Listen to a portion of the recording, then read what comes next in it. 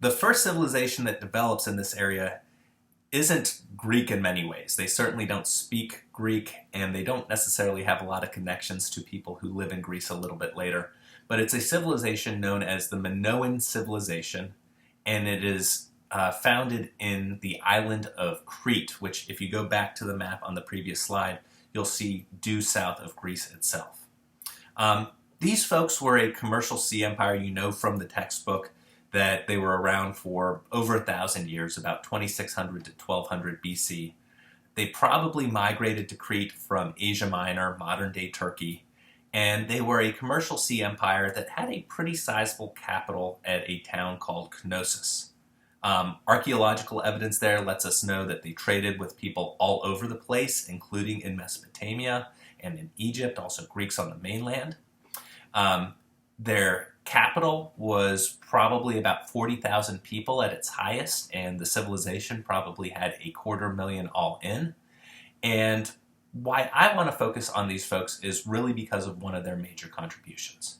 They have 3 types of written language that develop. They are known as Cretan hieroglyphs, Linear A, and Linear B. And these are syllabic,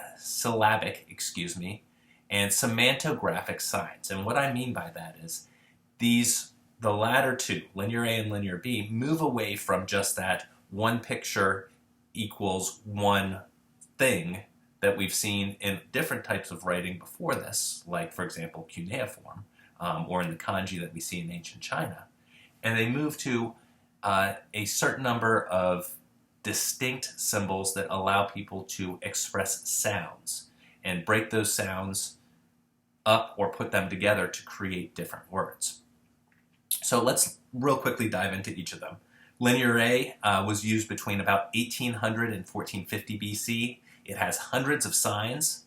They're thought to represent specific syllables or ideas, but what's really frustrating is that people have not yet deciphered them, so we don't know what that language really is. Hieroglyphs and Linear A disappear when the Minoan civilization does, which is around 1450, and we don't really know why they disappeared.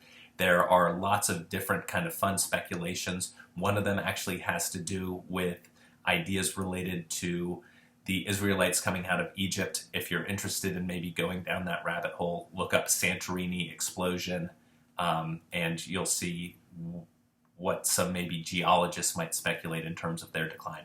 But anyway, Linear B sticks around, and it lasts from about 1500 to 1200 BC. And what this language is, the one on the right here, is a combination of symbols that represent syllables and ideas.